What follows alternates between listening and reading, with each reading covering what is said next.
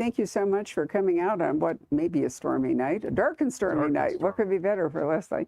And thank you both for coming, or all of you for coming to our live event tonight. So Leslie S. Klinger is a distinguished anthologist, editor, Sherlockian, lawyer. What am I leaving out? Bon vivant. Indeed, a bon vivant. We've been out to dinner, so I can definitely say that he is a bon vivant. And we're here to talk about, Patrick's going to be talking to him about one of Patrick's favorite books, Dr. Jekyll and Mr. Hyde, the heavily annotated and beautifully color illustrated version. And I'm going to be talking to Les in a bit about the Library of Congress Crime Classics program, which was initiated by Poison Pen Press before we sold it. And Les has been the series editor all along. And on the top, I have the book that was the book of my heart, which was, I reread Helen Traubel's The Metropolitan Opera Murders, which I probably read, and when did it come out? 1950, something like that? 51, I think. I was very young. I was like 11. But nonetheless, I have always been an opera fan, and Helen Traubel is one of the, if not the greatest Wagnerian soprano, maybe Kirsten Flagstaff, slightly more so. And wrote this one mystery set at the Metropolitan Opera House, so we'll come back to that and the interesting covers and like that. But anyway, Patrick, this is over to you because we're really here to talk about Dr. Jekyll and Mr. Hyde. Yeah, you know, as Barbara said, it's definitely one of my all-time favorite stories. And so I was so delighted when you chose to do this just beautiful annotated version of the story. I guess lots of questions come to mind, but can you talk a little bit about why you think, or why this particular story is so, so resonant today, and it's really a timeless tale? Absolutely. Well, I'm fascinated by the Victorian storytellers, as is evident from my choices of other books, Frankenstein, Dracula, Sherlock Holmes. But Jekyll and Hyde is one of those. It's one of the great iconic books. And part of the reason I think that it's lasted, part of the reason for its immortality, is its plasticity. It's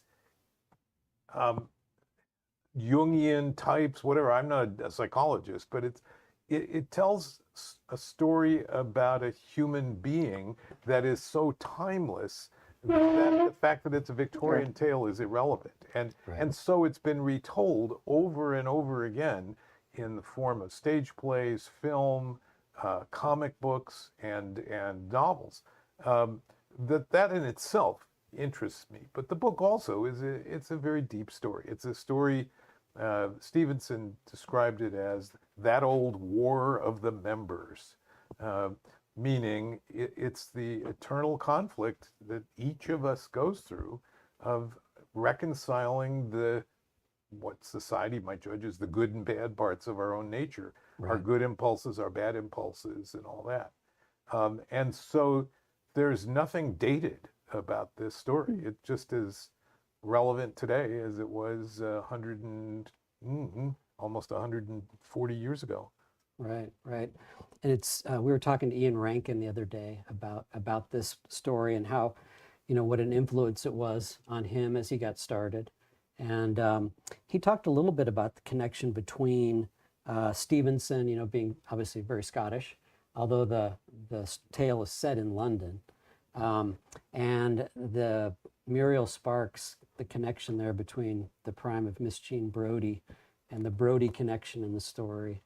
Can you talk a little bit just about the background, as you know it, and how he came to write this particular story? Well, so the Brodie connection that you're referring to is the Deacon Brodie connection. So Deacon Brodie was a real figure of the period who was sort of a real life, in a sense, Jekyll and Hyde. He led a respectable life by day as a deacon, and he was a carpenter, as I recall. Right. And by night, he was a burglar. He led a gang of thieves. And when he was finally caught and exposed, the public had a lot of difficulty sort of reconciling these two disparate personalities that resided in the same human. And I think that fascinated Stevenson. He wrote a play about Deacon Brodie with William Hensley, his friend William Hensley, um, and then mulled for a long time over this subject matter about dual nature, dual personalities, warring parts of our own mind. The book came about. There's a lot of stories about sort of what inspired it. One of them, some people have sort of dismissed it as, well, it was a cocaine-fueled dream. There is a little bit of truth to that. It's clear that Stevenson was worrying over this idea and trying to develop a story out of it. And he had written an earlier story called Markheim that has certain similarities to Jekyll and Hyde. But he was, for most of his life, he was quite ill. He had respiratory problems. And so, like any good Victorian, he was taking cocaine / codeine-based drugs because that's what they did. They didn't have any ideas really about addiction or things like that at those times. And so, yes, he had been taking some cocaine-based medications, and he did have a very vivid dream. That was the dream of the scene at the window, the famous scene where the detective, the lawyer Utterson, looks up and sees Mr. Hyde, or I've forgotten if it's Hyde. It's Jekyll, actually, leaning out of the window and sort of yanked out of sight all of a sudden. Now, what's going on here? And he said he dreamed that scene, and then the rest of the story came out of his unconscious. He called them his brownies, Right. the unconscious part of his mind that composed the story. But that's a writer talking. That's not really what happened here, I think. It's not possible that happened, given how meticulously crafted the book is. But we'll talk about that. So. Right, and then there is you could draw an analogy with this is a story of an addict, addiction, the dual parts of the personality, very much like addiction. Yes. I think that's brought up in, I can't remember if it's Joe Hill's foreword or yours. But I think it's in Joe's. Yeah. Maybe both. Yeah. Right, and it's funny, we're going to talk about the annotating process. I have questions about that. It's just exhaustively researched and annotated. And just a couple of procedural questions. When you decide on a project, when you say, all right, I'm going to do a Dr. Jekyll and Mr. Hyde, how does that go? Do you start amassing research materials? Do you get all kinds of different things? How do you go about it? Well, I already have a pretty large Victorian research library. I mean, I have, among one of the treasures is my 1888 Britannica. I love having that. I have a 1910 Britannica. I have all kinds of travel guides and almanacs and books about medicine and other Victorian texts. But yes, before I've even found a publisher who said, let's do this, I'm usually out there buying different editions and sort of seeing what's out there as research materials. But the process for nonfiction writers, the process is a little different than what people imagine and the reality for a fiction writer. So for a fiction writer, you write the book. If you have an agent, you show it to your agent. Your agent says, this needs a lot of work. Then you work on it. And then the agent goes out and tries to sell it to a publisher, typically. In the nonfiction world, it's the other way around. You pitch the idea of a book. Hopefully, you find readily a publisher who says, sounds great. And then they give you some money and you go write the book. They don't give you very much money, but they give you some money and you go write the book. So it's a little bit backwards in that sense. You haven't really done the writing until you get hired. So there's a purpose, therefore, to acquiring those things, which is to make sure you can do it. It's sort of to see what's out there, weigh whether you'll be able to get your arms around it. I'm always happy when somebody else has done it before. Once again, this title is the new annotated Jekyll and Hyde. There is an old annotated Jekyll and Hyde by Leonard Woolf that came out in the 60s, I think, or the 70s. So I try and look at what other people have done and say to myself, honestly, can I do it better? Can I bring more to the table than that person did? I'm also going to crib from them and say to myself, well, if they Right. wrote a footnote about something, I probably should write a footnote about that too. Well, it strikes me that the art of the annotatist, what is Annotator is fine. annotator, So like right, taters, dots. is in obviously choosing what to focus on.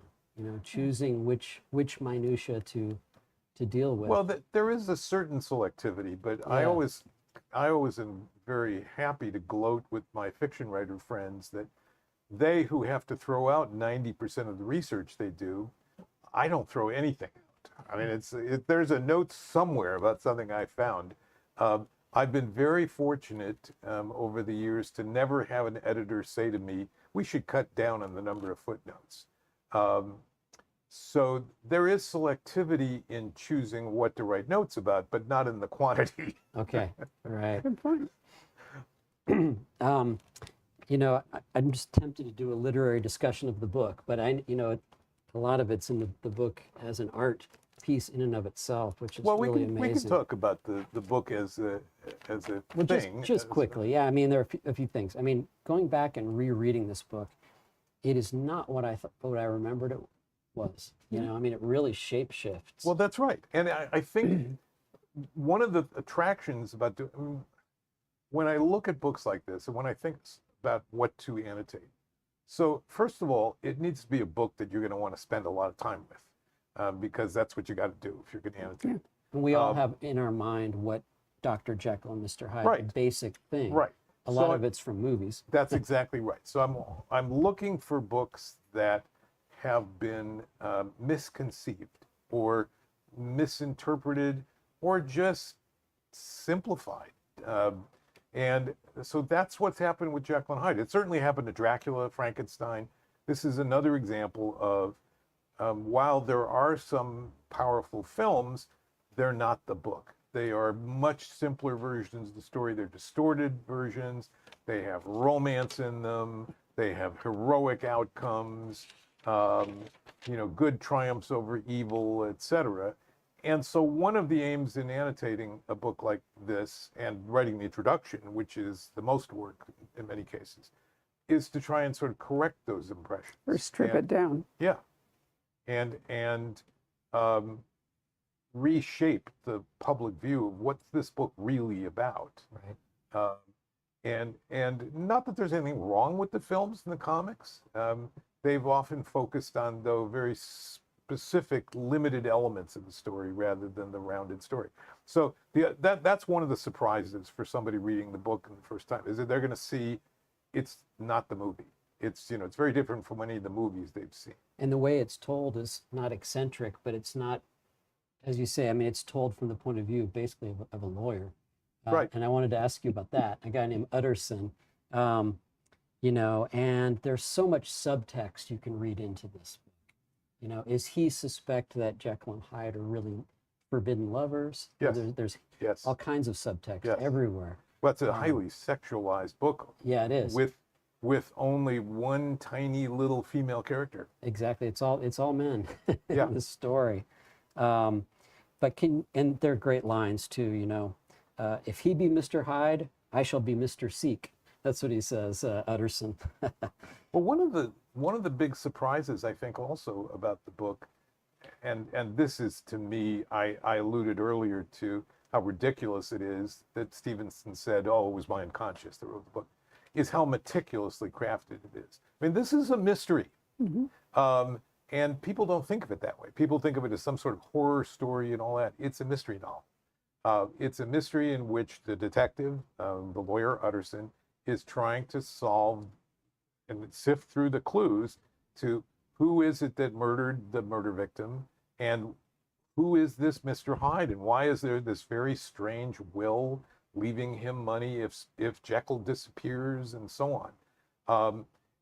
And Stevenson did a meticulous job. Once you know the secret, and it is a secret, it's a secret for almost all of the book, the big secret.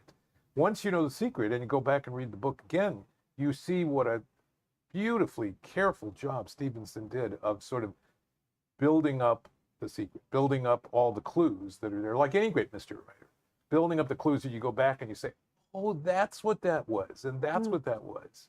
You see, I mean, you see riffs on Dr. Jekyll and Mr. Hyde, and I was trying to think of a modern example, and they're everywhere.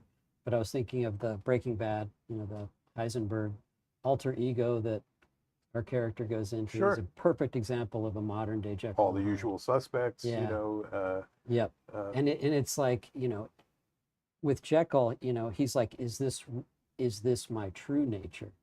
And he sees himself slipping past the point of no return. And so part of it's him, spoiler alert, sorry, part of him is kind of making provisions for that. Right. Might happen. and when he finally comes to realize that he's not in control anymore. He's not in control. Yeah. Right. How long is this book? It's not very long. It's 70 pages. Yeah. Which is really unusual for Victorian fiction, because most of it is so, Stevenson really almost wrote film scripts, if you think about Right. it. This is a novella. It was published as almost a shilling shocker. That's the way they Right. viewed it, and yet it's such a powerful story so it's compact. It's very compressed. A lot happens in not many pages. And just briefly, before we kind of wrap this part up, can you talk a little bit about what was going on at that particular time and place? There's so many different cultural and Sure. strains going on that created this Well, amazing burst of yeah. So, well, first of all, so you have the golden age of storytelling. I mean, it's really, you have what led to all of this stuff, whether it's Sherlock Holmes or the birth of mystery fiction in the mystery novels in the 1860s and so on, is this tremendous growth of a reading public. You have a number of influences. You have the board schools bringing education to the middle classes. You have the railroads giving people, it's not leisure time, but time to fill while they're on the train, riding to the city, riding back to their village. And so there is this explosion of magazines and pulp fiction, if you will. Again, shilling shocker, put out in a very cheap edition and Penny was Dreadful. hugely successful. Yeah. Yes, The the Penny British Dreadful, version is Shilling Shocker, and the Shilling Shocker. American is Penny Penny but Dreadful. also, Yeah. this tremendous new venue of the magazines. Right. And so a huge output of writing that starts to appear. So you have all of that building so that by the 1860s, you have M.E. Braddon, you have the Notting Hill Murder, you have Seeley Register's The Dead Letter, all appearing within like 2 years of each other, the first mystery novels ever. And then Wilkie Collins and Sherlock Holmes and so on. And Stevenson is right in the middle of that. He's a little earlier than Conan Doyle. This came out in 1886. So it's just before A Study in Scarlet. But very much part of that small group of, call them English, sort of generically Scottish, Irish, British writers who were just exploding with stories to tell and great stuff. So some of the financial gateways were reduced because of the advent of the magazine Yes. and so forth. And then this edition is, but when we were talking to Ian, it was last night, we were talking to Megan Shepherd Yeah. about Malice House. Patrick and I have these great literary salons almost every day. We were talking about illustration coming back into books and being part of the storyteller. And I was talking about Jason Recollect's amazing Hidden Pictures, where one of the characters, the only point of view that she has throughout the book are drawings. It's a child that she makes. And by looking at her drawings, you Wow. can tell what her story is. And the final drawing reveals really the key to her nature. Yeah. And Sidney Paget, without him, you know that. Right. Well, that was the Holmes whole would thing. never have taken off Sure. like Well, that. so the Strand magazine was basically copying the Americans. So Lippincott and the American magazines were the first really to do all these Right. pictures. And when George Nunes created the Strand magazine, he wanted to be like those American magazines with lots of illustrations. He wanted a picture on every page. He ended up every other page. But yeah, there was that explosion But he of had illustrations. Paget. I mean, it takes the right guy, too. Well, but there were lots of other illustrators Yeah. at the time, and in this book, I was able to pull in. I mean, there's over Yeah. 100, Yeah. maybe Amazing 150 illustrations. illustrations here many of them from old editions of the book, because it was heavily they're illustrated. gorgeous. By the way, I'm delighted to see it happening again. My friend Bonnie McBird, her newest book, Whose Child Is This?, has illustrations by the amazing Frank Cho. That's exciting. That's just, going to yeah, be our December British Crime Club pick. I'm very excited it's about an it. exciting book. I like how you put in here, there are examples of the same scene Right. With different interpreted by artists. different illustrators. It's pretty cool. Yeah. And I very also different. tried to include a lot of the film stills. The films are a very important part of the history of Jekyll and Hyde, to see how many times it's been filmed and the amazing actors. And of course, it started on the stage. And the incredible part of the first big stage success was the actors' transformation from Jekyll into Hyde on stage with no makeup. And this tradition sort of got carried forward into the films, with Barrymore doing the same in the first, in the great silent film in 1920. But so many great versions of it. I'm waiting for Kenneth Branagh. He must be going to do one of these days. Wouldn't that but- be great? You'd think so. Yeah. Yeah. Has anything, as kind of a final question, what is your favorite adaptation film-wise? And also, how many times do you reckon that you've read Jekyll and Hyde in preparation for, or in the process of annotating? A lot. I've lost track. And one of the things that I ended up doing in this book, because nobody had done it before, was to try and pull together the variant texts, because I'm fascinated by that generally, textual changes, how books evolve. So here we have, we don't have the complete original manuscript, and there's a story there about how Stevenson burned the manuscript and then he replaced it with another version of it. But so we have most of the original manuscript. Then we have what's known as the printer's copy, where it was typeset with then a lot of emendations by Stevenson, and we have the final printed version. So we have three different texts to compare. So I've read all of those a lot of times in doing this. I don't know, my favorite adaptation is probably the Barrymore in 1920. It's just so powerful to see him. It's a silent film, but it's really incredible. Did your kind of interpretation of the story change From over the- successive readings? Well, as I say, it wasn't my interpretation, it was Your my understanding. admiration for what an incredible job of craftsmanship Stevenson did on this book, and sort of getting all the details exactly right. He was an astonishing writer, and do you remember Left Coast Crime in 1995, when you first came to the pen? That Justin Scott did a talk, which we then published in a book that was nominated for an Edgar, along with some other talks, about Stevenson and Treasure Island, and pointed out that it was one of the very first books where the narrative point of view changes, that Stevenson got stuck, and he had to, I can't remember when he switched to the young man's voice, whether that was first and then he switched to somebody else and went back, or it's the other way It around. starts with Jim, yeah. Okay, but then at some point he changed Right. the narrator in order to make the story work, and that was, that was a innovative thing to do at that time. Yes. He's an amazing writer. And so I wonder if his childhood, in bed on drugs and reading, had so much to do maybe with his mastery of storytelling. That may be. He didn't have a was- lot of distractions when he was right. young. And but I mean, his father wanted him to be an architect. Right. That was basically the plan. Was going to be an architect, and he was a real rebel. Decided he was going to be a bohemian and a writer, and shocking the family. But sadly, he didn't live very long. No, he died in his- Vanuatu, didn't he? Yeah. He did. Died in his 40s, and very sad. But Unfortunately, some of these great creative people seem to burn out That's one way right. or flame out and exactly. do not live to be really But long.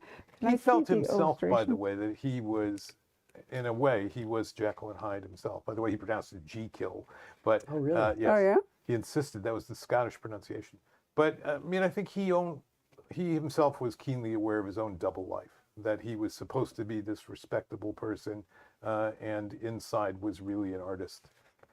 Not quite as wild as Trying to get out? Hyde, but I can't, speaking of, what did you say, Jekyll? Jekyll. See, Yeah. I can't bring myself to say Dashiell, although I know that it's right.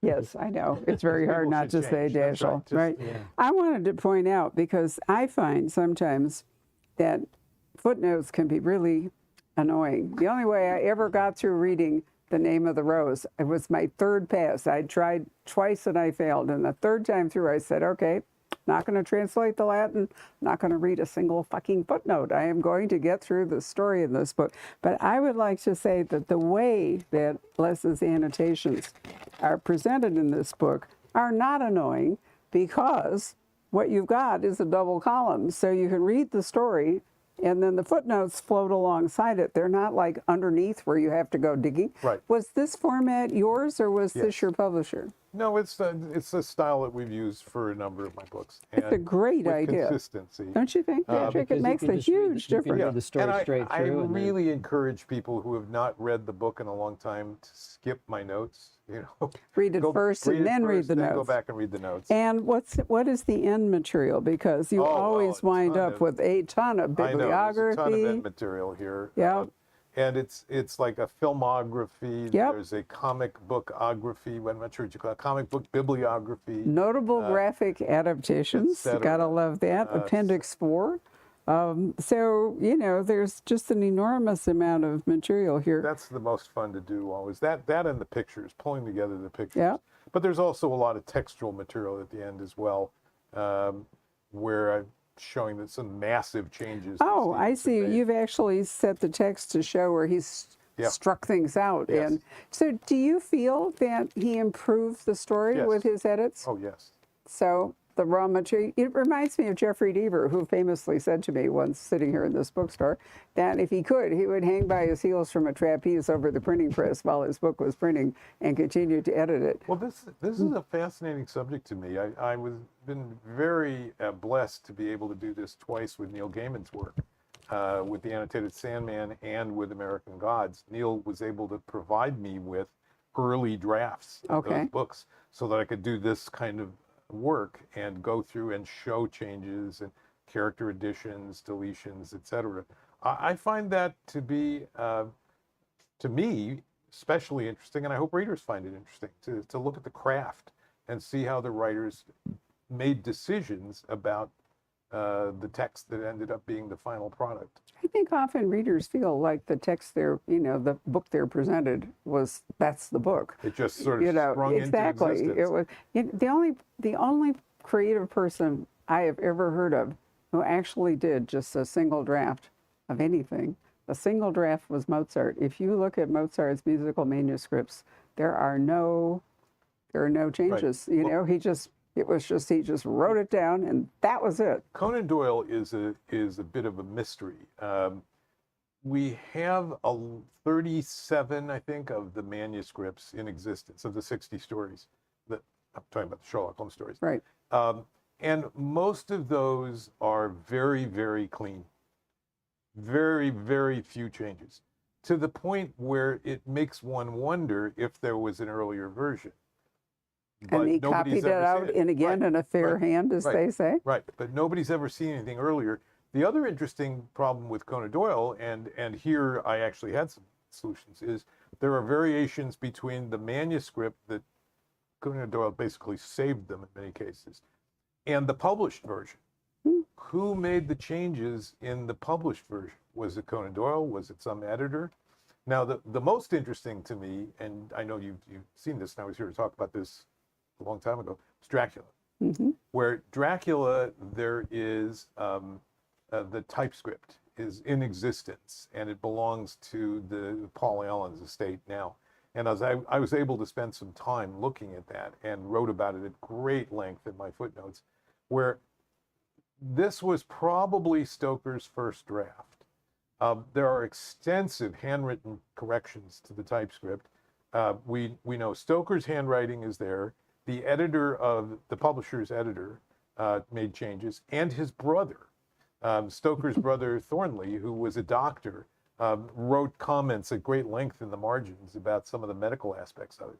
And for that manuscript, when I actually saw the pages, the physical pages, there were sections where there had been cutting and pasting, literally a piece of paper pasted over typed material. and by holding it up to the light, you could read what was underneath the pasted over part. And it was just an amazing experience to see sort of how that book took shape. Pre-computer, right? Today, Pre-computer, right? but typed. Yeah. How would the lawyer in you approach an annotated version of Bleak House? With setting aside a few years, I think, for one thing, but Dickens would be a neat project, yeah, but there's It would be. so many projects crying out. yeah. Not to to be mention, it's a done. plot that is completely foiled by Yes. current DNA and so forth. The Lost Air plot, which is one of my favorites, is gone. I mean, it's just gone. And I think about Brat Farrar, the Josephine Tate, that is Yeah. such a wonderful Lost Air. And Mary Stewart wrote one in it must have been the 1960s. I'm trying to remember I think it was the Ivy Tree. But anyway, it was such a wonderful plot. And I like the moral ending of Bleak House, in that Yes. by the time all the disputants got done, the entire estate Laid was to consumed waste, in lawyers' exactly. fees, right? So, it's an example there. But Well, so I get to flex my annotating muscles more casually, I guess, in the Library of Congress crime classics. okay, so this is actually a story of my husband, who's in the audience. Poison Pen Press had been publishing British Library crime classics, which are edited by the wonderful Martin Edwards. And Rob felt that if there was a British Library crime classics series, there ought to be a Library of Congress crime classics series. So we approached the library, but in order to do it, both of us, without even thinking about it, said to Les, we're going to go to the Library of Congress and we're going to persuade them to do this wonderful thing. And I'm really happy that you agreed to that and that the library So agreed to it. It's really been a fun project, It's hasn't been it? great. We've done, I think number 12 is about to come out, which we should plug. It's called Room to Swing Right. by Ed Lacey. And it won the 1958 Edgar. It did. I do. And it's also with black characters, which is pretty unusual for fantastic book. 1958. Yes, it's the first book to feature a black PI. Right. And written by a white guy who Which he was couldn't do married to a today. black woman, and the book was very highly regarded by everybody, by the black community, by the white readership, etc. He was a real name Leonard Zinberg, who lived in Brooklyn. He was a lefty pinko commie type. I haven't heard Pinko and, for years. But sort of very sympathetic to the Right. plight of the black community and so on, and wrote this very moving and exciting mystery novel, and wrote a few more. Wrote a second one about the same character, and so on. So it was really a terrific book to do. But that's number 12, I think. And 13, 14, and 15 are in the pipeline, and so on. So it's So been exciting. great. So this one, 1932, The Conjure Man Dies by Rudolph Fisher, is part of the Harlem Renaissance, although it was beginning to ebb. And according to you, it was the first mystery novel by a black writer to feature a black detective and an all-black cast of characters. And I think the library has gone into its archives, and they have some very dramatic covers. The British Library crime classics use British Railway posters, which are absolutely gorgeous, but a completely different look. But these are They're distinctive. stunning. They're just They really stunning. are. That was a mural in Harlem that no longer exists. It's a photograph of a mural. Very dramatic cover. And so we'll get to the Metropolitan Opera Murders in a minute. One of the books that I also really, really wanted to do, and it took quite a lot of negotiation to get our way to it, Sue Grafton's father, C.W. Grafton, who was an attorney back in Louisville, as Sue would say. By the way, I went down the rabbit hole of our old YouTube videos, Oh, yeah? and I found all 6 episodes of Sue, Oh, really? and then a whole one. I also found Diana's first ever. I found all 6 of those. I've got Larry Block in my library for 6 episodes reading. Are these ones that They were we from, didn't post? yeah, these are from somebody the else posted? library when I did the program at the Scottsdale right. Library. Right. There are some real treasures in there. I wrote down, I've those got are- Clive in his I've seen in that his one. office, you Yeah. know. But anyway, Sue Grafton's father, C.W., wrote 3 mysteries, and this is the first one. The rat began to draw the rope. To gnaw the rope. Yes, part of an old nursery rhyme, and it's actually one of the very first sort of smart-ass PI novels. The lead character is a lawyer who gets sucked into a murder mystery, and he's funny. He's not a professional detective. He just sort of finds No, himself this is drawn into the case, 1943, and in a way, it's really John Grisham, a precursor of John Grisham, is what this is. And right, so Gil Henry is the youngest partner in a small law firm, not a hard-boiled sleuth, and Ruth McClure. I love that classic trope of the woman walks into the office. Ruth McClure walks into his office and asks him to investigate the value of the stock she inherited from her father. And then it goes from there. Right. So these are novels. We've also got a lot of short story collections as part of the ones coming up. Are The Master of Mysteries by Gillette Burgess, which is a wonderful collection of stories about Astro the Seer, who is admittedly a fake psychic. Yeah. And The Thinking Machine by Jacques Futrell, another collection those are stunning, brilliant short stories.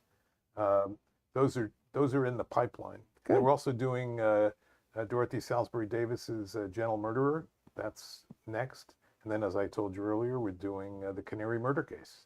And SS Van Dyne, number 2, right? Vance. I'm still holding out for the Scarab murder case, which I think is by far his better book, but we don't have to argue about that. So the Metropolitan Opera. All right, Murders, so 1951. It took me 3 years or something to get Les in the library to agree to do this. And if you're an opera fan, you actually do know from the beginning who the murderer is. You absolutely know. But she wasn't actually, but she also, what most people don't know is that the book was co-written, ghostwritten by Hilary Waugh. Yeah. A great writer. Great writer. Became a grandmaster later of the MWA. And we actually did one of Waugh's books too. We did Last Seen Wearing. That's right. Series, but what's fun is they take you backstage at the old Metropolitan Opera House, because this is 1951, before Lincoln Center was even yet conceived. And the prompter, Rudolf Saus, chooses an inopportune moment during the second act of Wagner's Die Walküre, which it would be Wagner because that was her great thing, to die of strychnine poisoning, directly in view of the star of the opera, Elsa Vaughan. Not surprisingly, she misses a note or two. And it goes on from there. And, you know, in a way, it reminds me of Donna Leon because Death à la Fenice, which is her first and her very, very long and amazing series about Commissario Vernetti, Guido Vernetti, thank you. Also takes place as a murder in opera house, except it's La Fenice, the Venetian opera house. Also, the conductor in that case dies right in front of everybody. There's a lot of sort of in-jokes. There's a lot of stories about the fundraising parties and the intense drama and the rivalry to get the parts and so on. And it was a lot of fun to research. Helen Traubel, unfortunately, not enough people remember her. She was, not only was she a great soprano, she was also a great popularizer of opera. And in fact, she was so popular that it got her fired. Yeah. She was ready to go on the Ed Sullivan Show. She was on Jimmy Durante's show frequently. She was an early Renee Fleming is what she was, right. And Rudolph Bing basically called her in and said, "You're cheapening the opera." And she said, "Well, I quit." Yep. Well, she also, you've got in here the Chow Mein Canary. Yes, that was her first little effort. Right, and then the St. Louis Woman she did in collaboration with... Right, that's really her autobiography. But right, Richard Hubler. The Chow Mein Canary was one she had written just sort of, you know, in those lonely hours on trains and backstage and all that. And then it got well enough received that the publishers talked her into doing this. And so she did it. And brought in a collaborator, which does, I think this is closer to the British Library crime classic look, I think, than any of the other covers. Wouldn't you say, Rob? You know, it looks more like a WPA. Yeah, it's great. Well, it's the grand circle of the old Metropolitan Opera House. The art has been so incredible. One of the books that we did is The Dead Letter, which I mentioned earlier. That's Seeley Register, the first American mystery novel.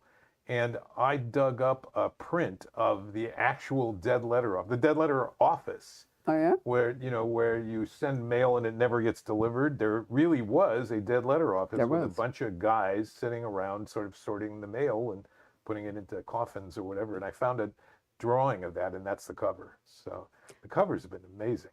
So one more anthologizing career for Les is that he and Horror Writers of America decided that they would publish the Haunted Library series. And while it hasn't been successful enough commercially for a bigger publisher to do it, you're looking for another avenue to publication, right? We are. We have 8 titles out, and we'd like to do more. We had geared up. We wanted to do Phantasmagoriana, which is the book that Mary Shelley and the guys sat around reading when she created Frankenstein. But we've done some wonderful books. You've done Vatic, and you've done The Beetle. The Mummy, The Beetle, Ghost Stories of an Antiquarian, The King in Yellow. I can't remember all the titles. Wasn't the anymore. Phantom of the Opera the first House on the Border, Phantom of the Opera. Yeah. Some great titles. And we've tried to pick, missing, you're not Frankenstein, not Dracula. Those are everywhere. Right. Not.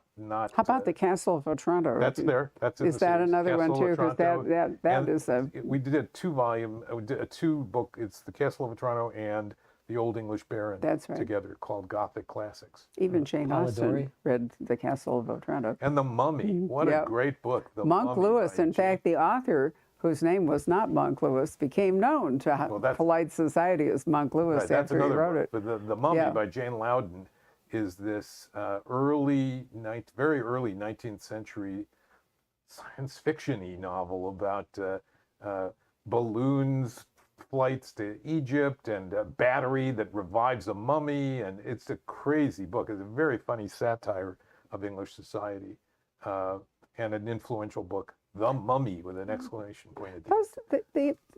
At that time, those were really thought of not as horror, but they called them novels of sensation. Well, that's right. Even Wilkie Collins, The Woman in White, is really a novel of sensation. This whole thing of genre is an invention of publishers in the 20th century, really. I mean, it's just, it didn't really exist in the 19th century. And so you see writers crossing over. Somebody like Mary Elizabeth Braddon, who wrote sensation novels, ghost stories, mystery stories, romantic stories, social comedies. Just like everything. Larry Block. She was a storyteller. Yeah. And so she just wrote what she wanted to The write. pulp magazines, you saw a lot of that, Right. writers. Donald Westlake, Leslie. Yes. Hugh Cave. I'm just trying to think of some examples like people. John D. MacDonald, right? Early on. And Right, Even Ian Rankin wrote, if you recall, several novels under a pseudonym. Right. Well, that's what Diana- happens now. Yeah. The publishers don't like it, so they want to have you use a pseudonym. Well, no, he started under a pseudonym, and then he became Ian Rankin. I'm trying to, Jack Harvey, isn't Jack that the name? Harvey, I think that's it's right. Jack Harvey. So there have been, authors who've done all that. Right. So in the 19th century, this was one of the books that I did 2 volumes of, called Weird Women and Weird Women 2, clever title, were collections of what we now would call supernatural fiction by women writers. But again, it's sort of a lot of the same suspects. A whole wide range of women writing stories that some of them happen to be supernatural. They also appear in mystery anthologies and all that. And for women especially, it was a time when writing was a way to make money. Well, Louisa May Alcott, for example, that's how she Right. supported herself writing Penny Dreadfuls along with Little Women. There weren't very many opportunities. No. So being a writer, especially although Dickens was very supportive of women writers, you could write as M.E. Braddon, and nobody knew that you were Like Mary J.A. Elizabeth. Chance, for example, right? We see that still happening, as a matter of fact.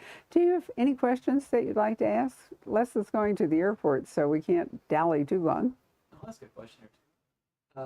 You mentioned Stevenson burned the original manuscript. What's the story behind that? Well, there's actually competing stories about that. One story is that his wife didn't like it, and so he burned it, and he went back in the bedroom and in 3 days had a new version of the story.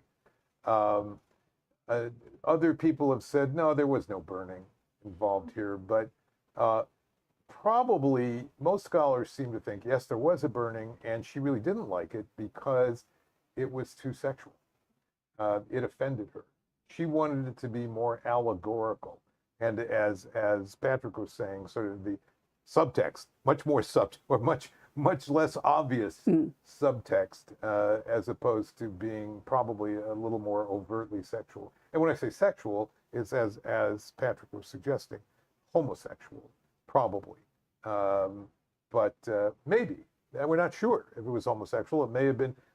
What's Jekyll's, spoiler alert here, what's Jekyll's dark past? We don't really know what it is that he's so ashamed of that he's now trying to atone with all these good works. Some have suggested it was just a regular visitation of prostitutes. It wasn't, but others have suggested it was homosexual adventures.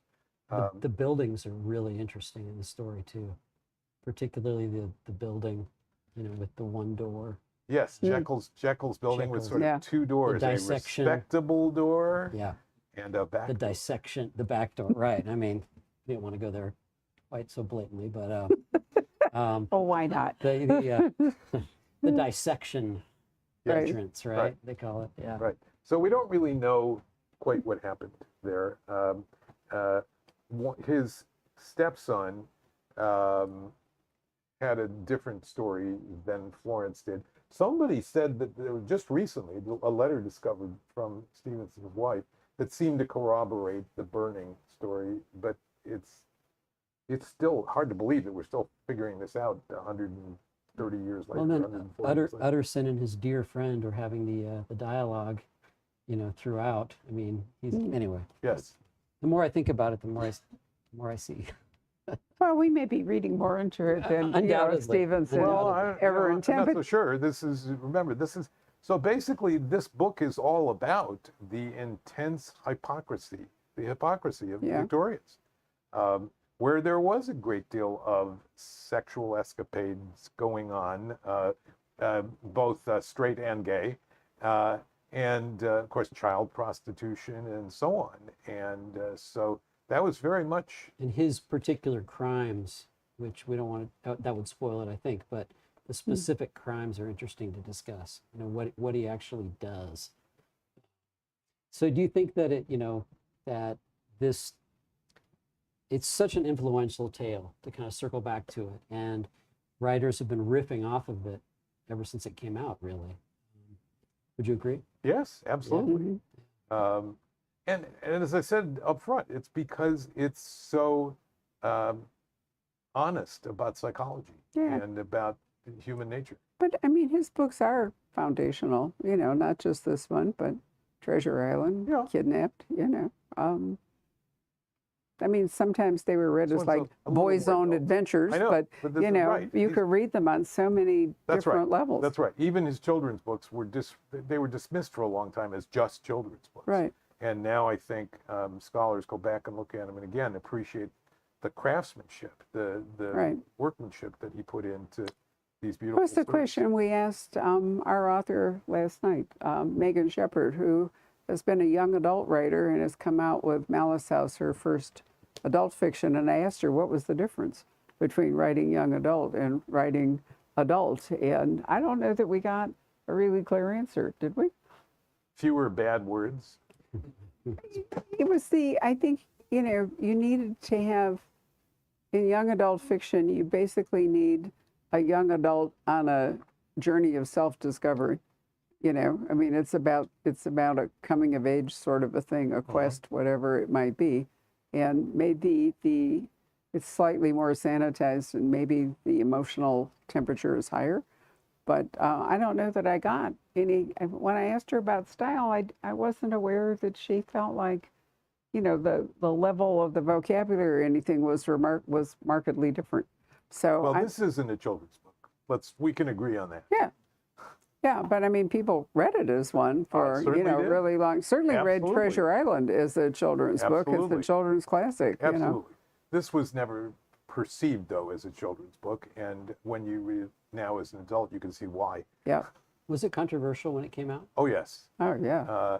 and the subject of sermons, both complaining about it and praising it. It was very controversial, and I tried in the introduction to reproduce some of the critical outpourings. There's Some that great, prominent critics who really liked it, but there's that great quote about it's the what is it? It's the first detective novel where the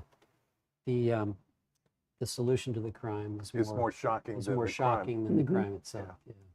Falls into banned book week, or we're past banned book week, but it's amazing how many books at their time were, would have fallen into that.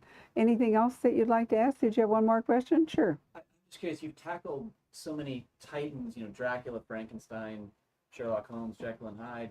You've also done the works of Lovecraft. What made you decide to do that?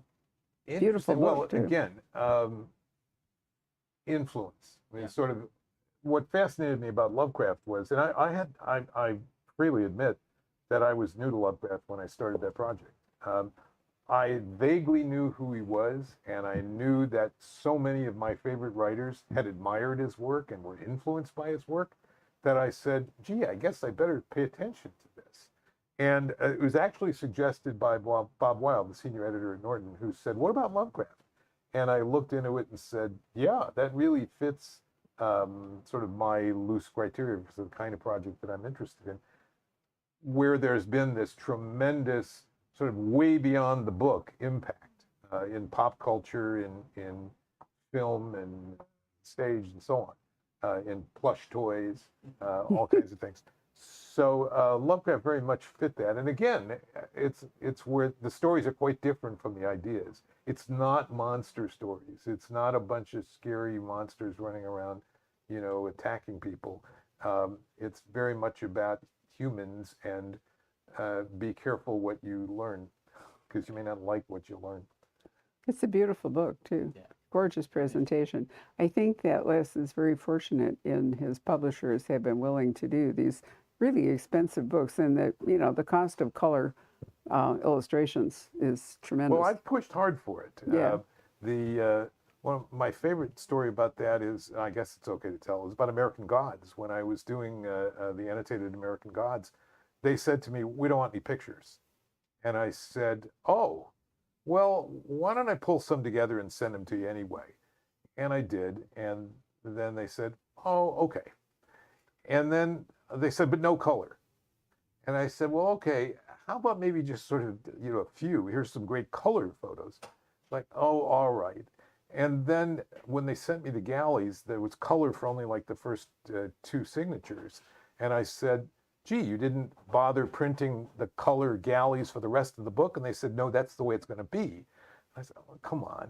So they finally relented, did the whole thing in color. And it just makes such a difference.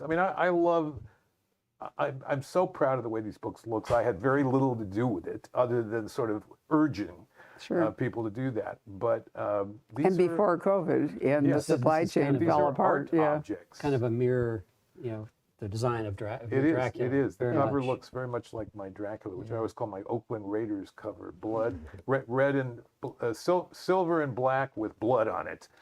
And Joe Hill's introduction is Great introduction really by terrific. Joe. Yeah. And you nailed him to write that did. I right asked here him at the right here at Poison this very Pen. That's store. right. 3 years ago. Remember it well. Well, Les, thank you very much. My It's always pleasure, a as treat. always. Thank you all for coming. Thank you, virtual audience, for joining us. Thank you, Patrick, for your usual tremendous job. Hope everybody has a wonderful evening. Good night. Thank you. And there's cake and cookies, right? There is right. cake. There is indeed cake. And Jacob, thank you as well.